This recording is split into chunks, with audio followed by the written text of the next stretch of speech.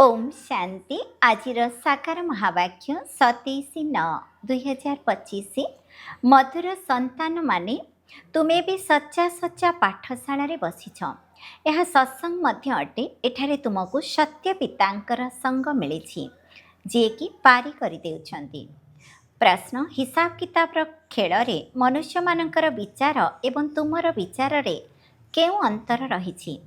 उत्तर मनुष्य भावुंट जे एठारे जो सब दुख सुखर खेल चली दुख सुख सब परमात्मा ही देउछंती एवं तुमे पिला माने बुझुछ जे ए सब प्रत्येकंकर कर्मर हिसाब किताबर खेल अटे। बाबा काहाको भी दुख दियंती नाही, से तो सुखर रास्ता बताइबा पई आसीछंती।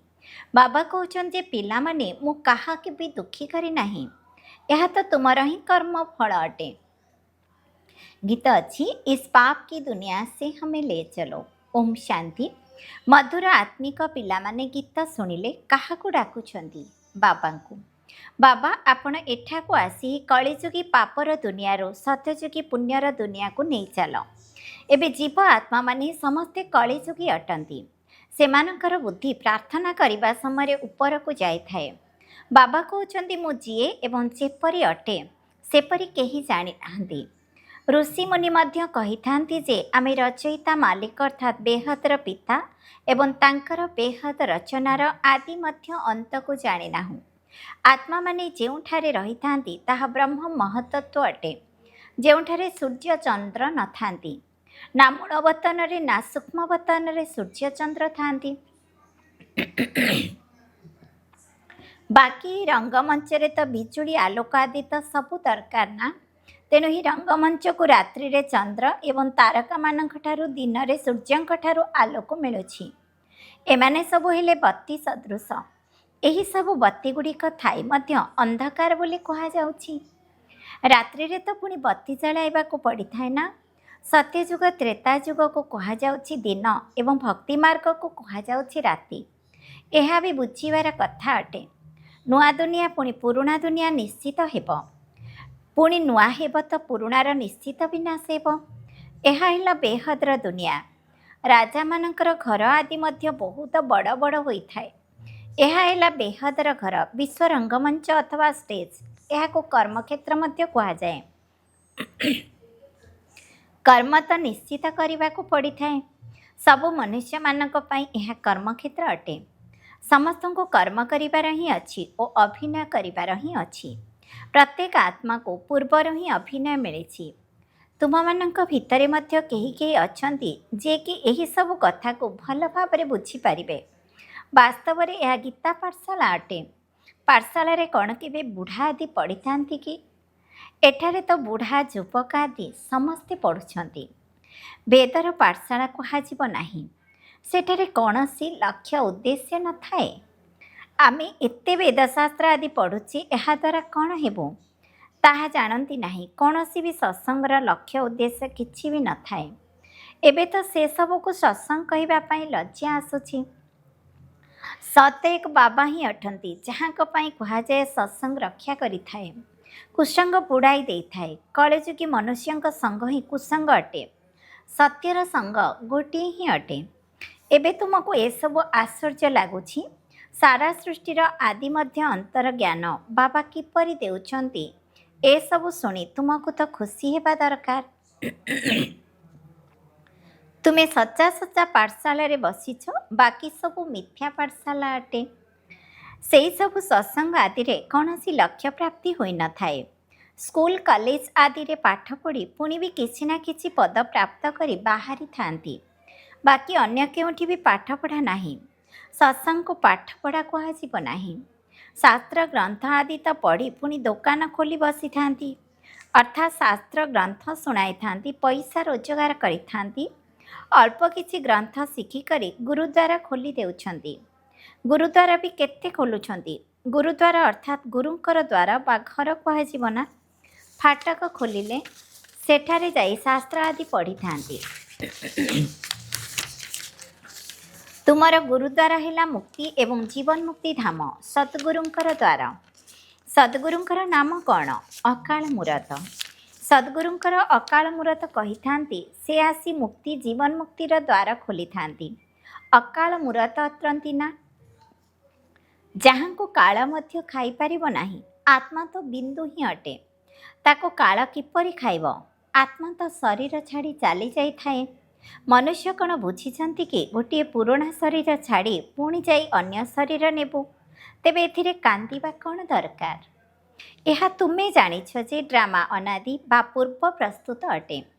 ପ୍ରତ୍ୟେକଙ୍କୁ ନିଜ ନିଜର ଅଭିନୟ କରିବାକୁ ହିଁ ହେବ।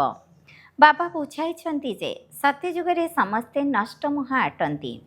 ମହଜିଦ୍ ରାଜାଙ୍କର କାହାଣୀ ମଧ୍ୟ ଅଛି ନା। ପଣ୍ଡିତମାନେ ଶୁଣାଇଥାନ୍ତି, ମାତାମାନେ ବି ଶୁଣି ଶୁଣି ପୁଣି ଗ୍ରନ୍ଥ ଧରି ବସିଯାଆନ୍ତି ଶୁଣାଇବା ପାଇଁ। ବହୁତ ମନୁଷ୍ୟ ଯାଇ ଶୁଣିଥାନ୍ତି, ସେସବୁକୁ କୁହାଯାଏ କର୍ଣ୍ଣରସ। ଡ୍ରାମା ପ୍ଲାନ୍ ଅନୁସାରେ ମନୁଷ୍ୟ ତ କହିବେ ଆମର ଦୋଷ କ'ଣ? ବାବା କହୁଛନ୍ତି ଯେ ତୁମେ ମୋତେ ଡାକିଥିଲ କି ଦୁଃଖର ଦୁନିଆରୁ ନେଇଯାଅ। ବର୍ତ୍ତମାନ ମୁଁ ଆସିଯାଇଛି, ତେଣୁ ମୋ କଥା ଶୁଣିବା ଦରକାର ନା।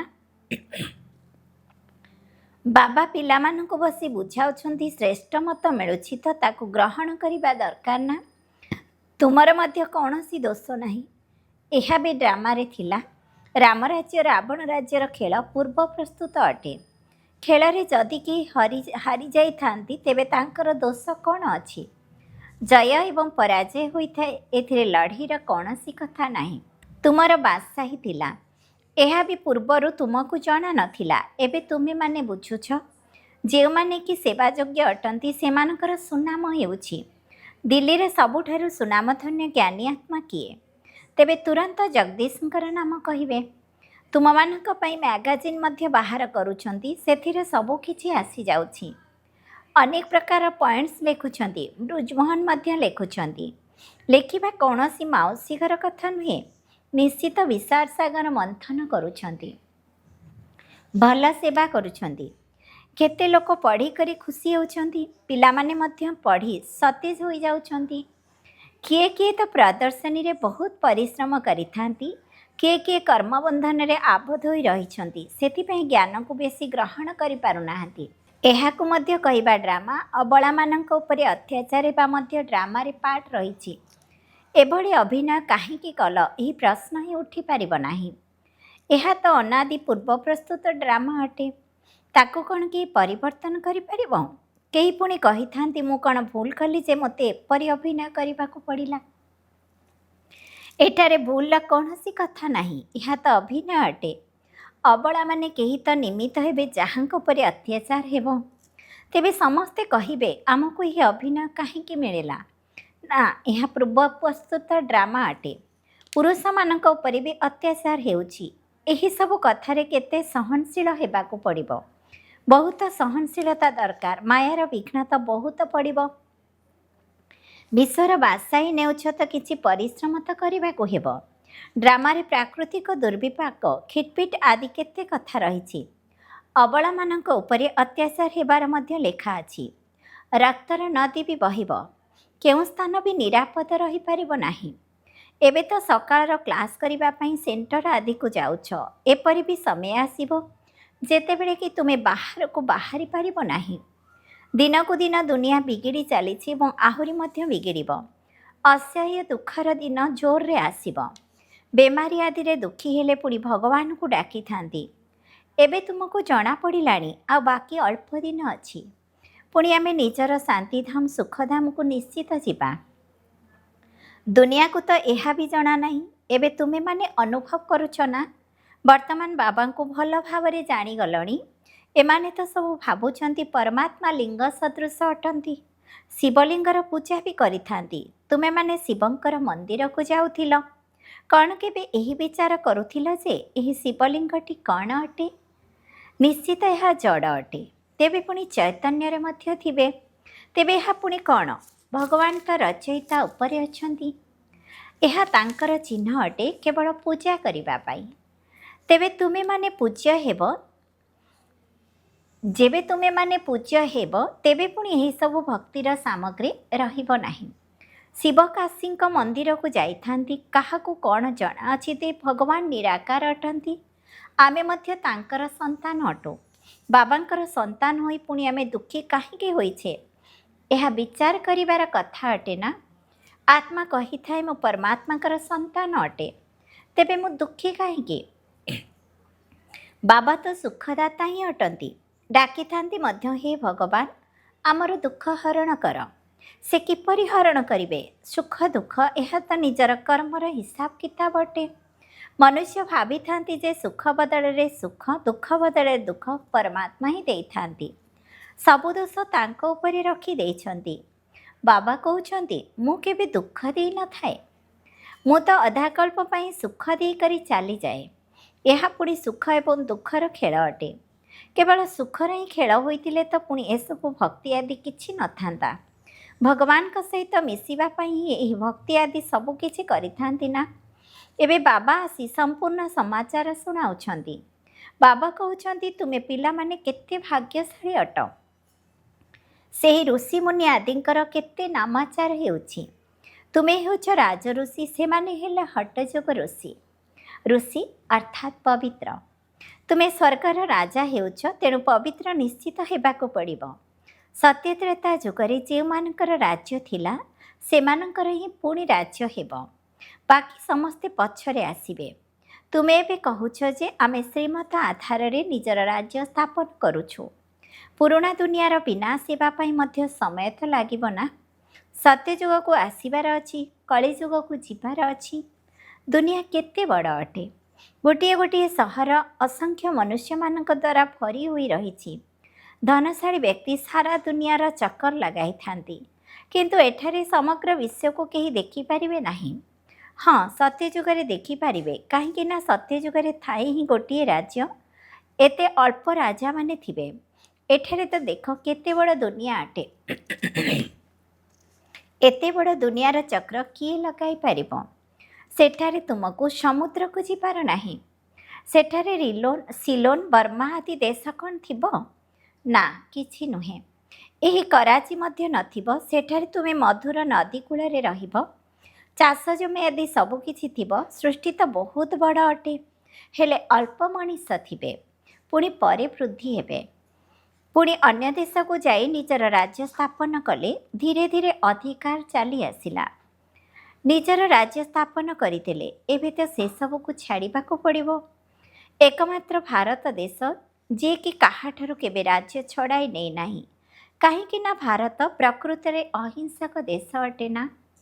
भारत ही समग्र विश्वर मालिक थिला, आ समस्ते पछरे आसीछंती, जहा कि भाग भाग करी नै जाइछंती।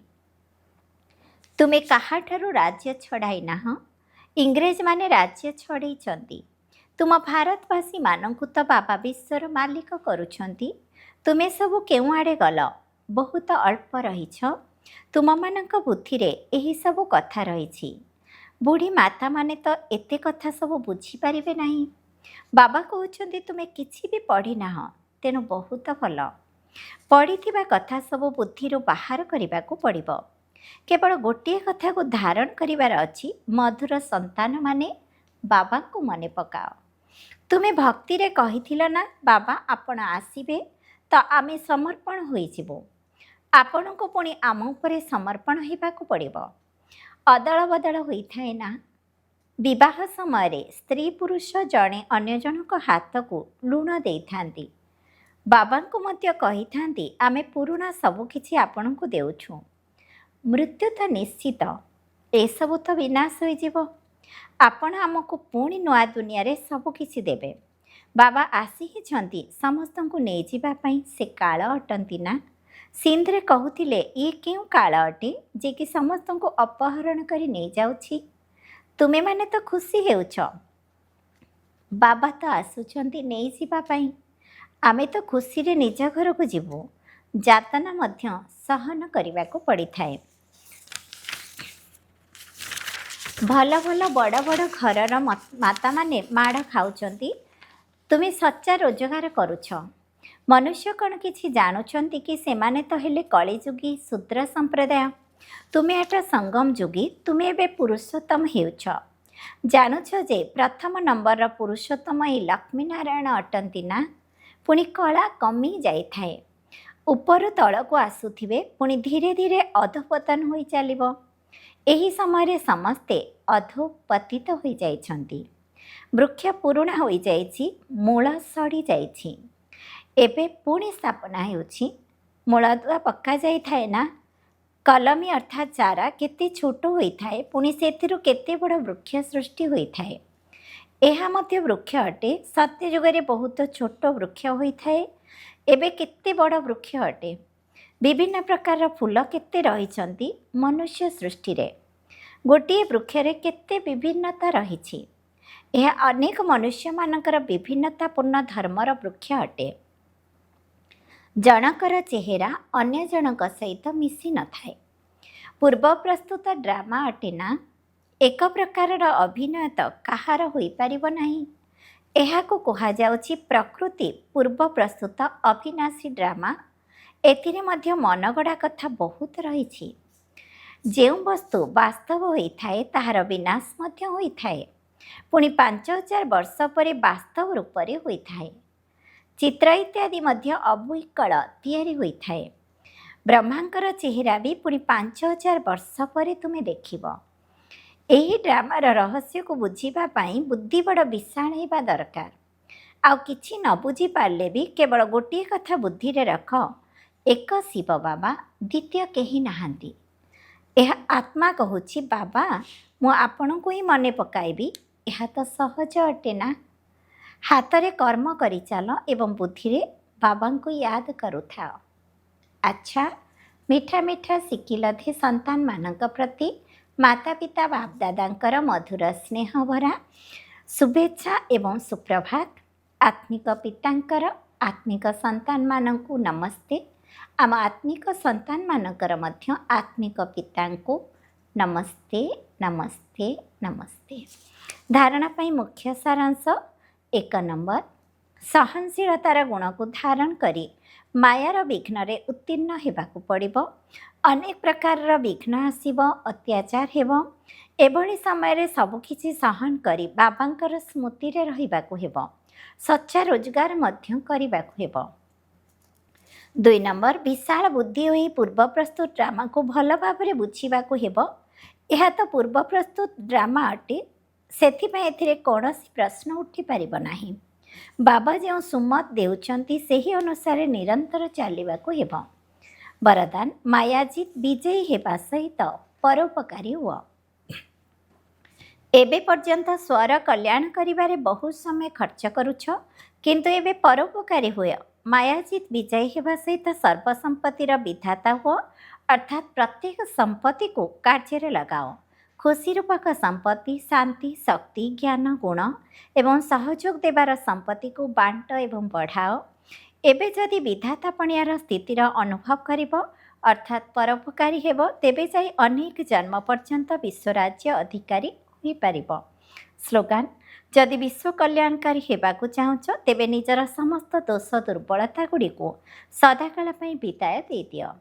ଅବ୍ୟକ୍ତ ଇଶାରା, ଏବେ ଲଗନର ଅଗ୍ନିକୁ ପ୍ରଜ୍ୱଳିତ କରି ଯୋଗକୁ ଜ୍ୱାଳାରୂପ କର। ପ୍ରଜାମାନଙ୍କୁ ସୁରକ୍ଷିତ ରଖିବା ପାଇଁ ଯେପରି କିଲା ଅର୍ଥାତ୍ ଦୁର୍ଗମାନ ନିର୍ମାଣ କରାଯାଏ, ସେଥିରେ କେବଳ ରାଜାଙ୍କ ପାଇଁ ଗୋଟିଏ କୋଠରୀ ତିଆରି କରିନଥାନ୍ତି, ପୁରା ଦୁର୍ଗ ତିଆରି କରିଥାନ୍ତି। ସେହିପରି ତୁମେମାନେ ମଧ୍ୟ ନିଜ ପାଇଁ, ନିଜର ସାଥୀମାନଙ୍କ ପାଇଁ, ଅନ୍ୟ ଆତ୍ମାମାନଙ୍କ ପାଇଁ ଜ୍ୱାଳା ସ୍ୱରୂପ ଯୋଗର ଦୁର୍ଗ ନିର୍ମାଣ କର। ଯଦି ଯୋଗ ଶକ୍ତିର ଜ୍ୱାଳା ପ୍ରଜ୍ୱଳିତ କରି ରଖିବ, ତେବେ ପ୍ରତ୍ୟେକ ଆତ୍ମା ନିଜକୁ ସୁରକ୍ଷିତ ଅନୁଭବ କରିବେ। ଓମ୍ ଶାନ୍ତି।